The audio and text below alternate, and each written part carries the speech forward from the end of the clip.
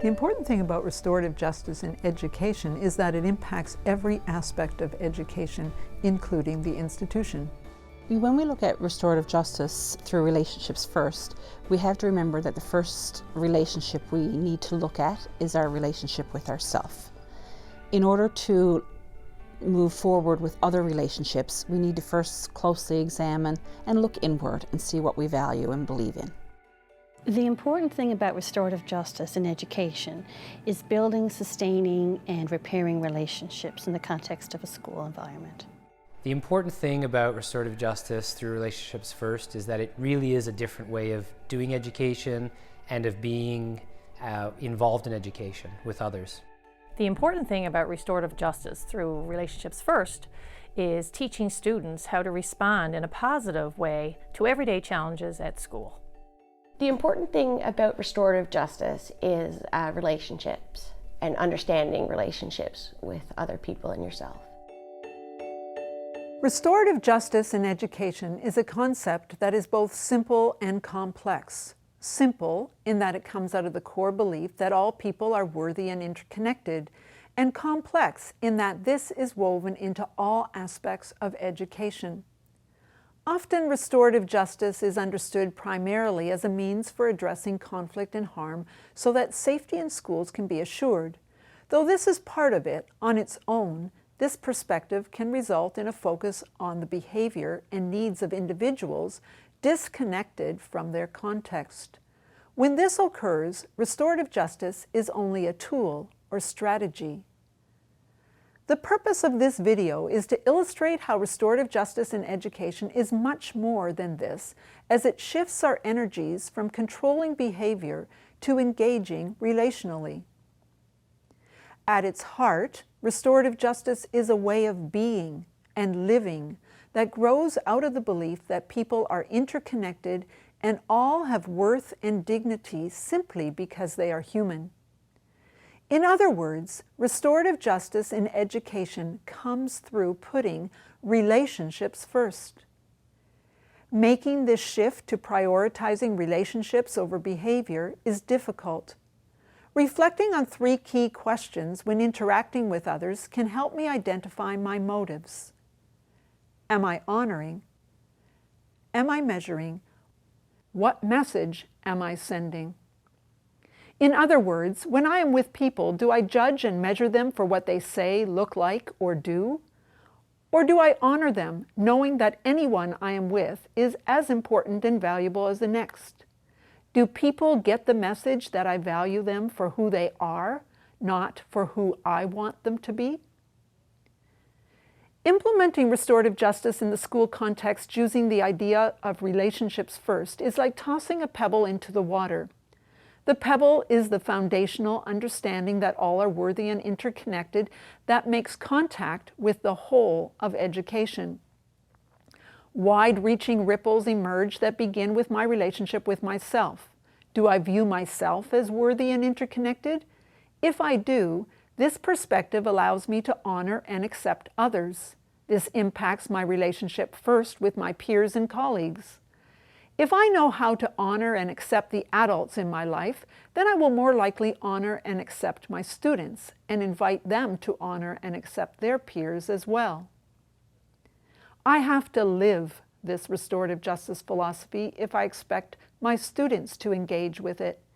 If I think this is just good for my students, I run the risk of using restorative justice principles and practices to manipulate them. The ripples extend to my engagement with curriculum and pedagogy. Does the curriculum honor the people being studied, or does it measure, devalue, or forget them? In my pedagogy, have I made space for all students to have a voice and presence in the activities I have planned for them? The ripples also include my relationship with the institution, its policies, and the broader community. I consider how I am connected to how the school operates. I think about my relationship with parents, the custodial staff, the bus drivers, educational assistants. Do they know and feel I honor them? One particular approach that is a vehicle for developing relational communities is the talking circle. Adopted from Indigenous cultures, simply being present together in circle gives everyone space and opportunity to share, so interconnectedness is nurtured. A topic or open-ended question is posed. The quiet ones are given space without needing to assert themselves. The more dominant learn how to listen more fully. This is made possible using a talking piece passed from person to person around the circle. All contributions are heard and valued. When we have a school culture where relationships come first, this circle dialogue then naturally is used to address conflict as well. Restorative justice through relationships first is all about working together for each other's well-being. Restorative justice through relationships first has really impacted my relationship with self. For example, in the latter part of my teaching, I found myself in conflict with another colleague, and a restorative approach was suggested to us, and I found myself being very resistant to it. And it made me reflect as to why was I resisting this, and how uncomfortable I felt in that process. And, did I play a role in this conflict? And did I have to own my part in that? It made me look again inward and look at the things I value and look at the things that I believe in. And by turning that lens inward, I was once again able to recognize through my relationship with self where I needed to go to make that problem better. My relationships with my colleagues in the context of restorative justice has really improved my connection with my coworkers. We've spent a lot of time engaging in reflection about how we connect. I work a lot one-on-one with various teachers, and I use oftentimes the framework questions when I'm trying to help them problem solve. So that's helped me develop a greater understanding of their issues and conflicts in the classroom. And as well as a school administrator, we do checkout circles every staff meeting and PD days. And I find that's a really lovely way to connect, because sometimes people are struggling with things and they can be very, very open in that kind of circle. Other times they're more casual, and that's all fine too, but it's just a chance for everyone's voice, the quiet ones and the more outgoing ones, to be heard in a really equalizing environment. The impact of restorative justice through Relationships First on student-teacher relationships at our school has been very important. It's been seen as developing a culture of trust and respect amongst teachers and students with discipline and learning challenges.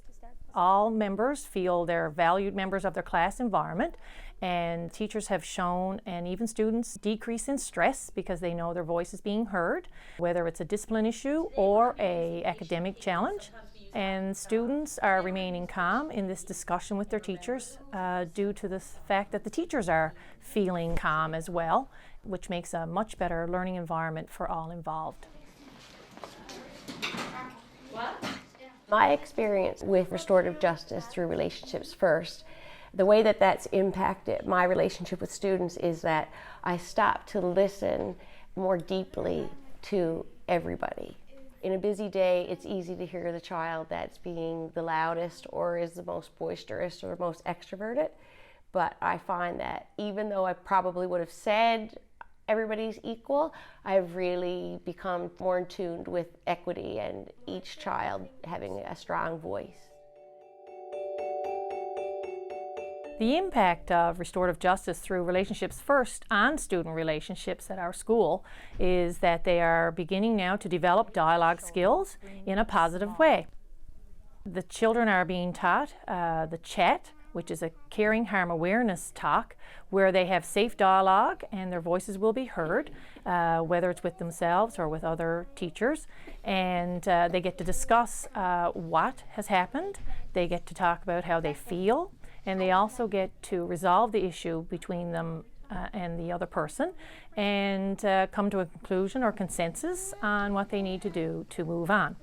As well, it affects the school atmosphere, and it seems that the teachers as well as the students are calmer, and it takes care of all the challenges that they seem to come across in their daily activities.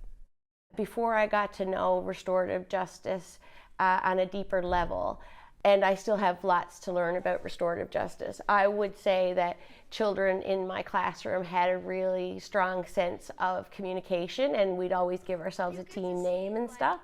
But when I really started to discover restorative justice and the whole relationships first idea, I could see students communicating on a deeper level themselves, because they were seeing that that's the way that we were all being with each other. They were modeling that back to each other, and instead of coming to tattle on each other, they would be trying to work out things, and they were better able to communicate to each other about their feelings, and they were better able to hear each other, which is amazing when you think they're already a really nice class, and they're already really nice children, and you see them handling situations much better, and they're very concerned about hurting each other and repairing harm that has been done. And adults in the building last year, when I started to implement circles, started to notice how the children in this class were talking to each other and treating each other, and then also how they were talking to other adults in the building based on that.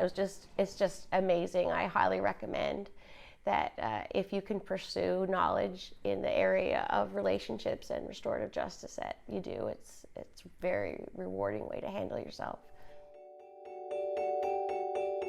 The impact of restorative justice through Relationships First on pedagogy and curriculum is that traditionally curriculum separates teachers from students, like masters and novices. But through Relationships First approach to restorative justice, you really find an individualization of curriculum needs that really moves away from evaluation as the final goal or instance of how education is valued. In that model, we together in relationship, teacher, student, make choices about, decide on tactics within, and enter into critical, self-reflexive relationships in thinking about education together. So it really is a different way of being with someone else in education. We spent a class and a half watching this documentary about ancient Rome, about Julius Caesar. And the questions that we tried to gather and pull out of the documentary were, what values did Caesar embody in his life? An example of that would be using a unit on Julius Caesar to talk about the values of the Roman era empire and trying to relate those values reflectively to the values that we have today, that we hold today, not only in our stated values, but the lived values we have. And we use that to talk about our values in education, what it means to be in competition with each other as a kind of foundational way that we are in education, through our marks, through applications for scholarships, through how we're ranked. And students use the curriculum there to become more aware of their relationship to those values in their own education. Restorative justice through Relationships First influences my relationship with the institution in that it provides for me a lens through which to examine the intent and the impact of policy and practice.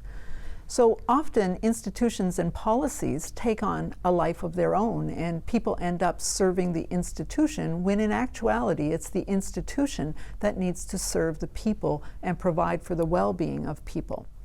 Restorative justice in education actually empowers people to realize that we are in relationship with the institution. And when I understand that I'm in relationship with the institution, I work to ensure that the institution actually serves the people. So often I think about it as this, as people actually created bureaucracies, so people also are needed to change bureaucracies. What is important to remember about restorative justice is that you're one piece of the puzzle, and the relationships, and the more that you get to know, even when you think you're a restorative, fair kind of person, the more that you explore and the more that you try things with the people that you're dealing with, whether they be your students or your colleagues or your friends, you'll be so surprised at how far that will go and how enriched that will be, those relationships. Discomfort is part of the experience. If a person is really open to growth and entering into those relationships with students and with oneself, discomfort is something that we will experience. The important thing to remember about restorative justice through Relationships First is that each child, coming with different perspectives and from different backgrounds, that their voice will be heard. We own that paradigm of restorative justice, and we can live that paradigm. But sometimes we fall off and we revert to ways that we know. But that's okay, because we can get back on our feet and go back to the paradigm of restorative justice that is much more effective and relational in its approach. I think the important thing to remember in terms of our relationship with self is that we need to look inward to see what our core values are, what are the things we believe in, how do we view the world, those types of inward reflection type questions that will allow us then to enter into relationships with other people.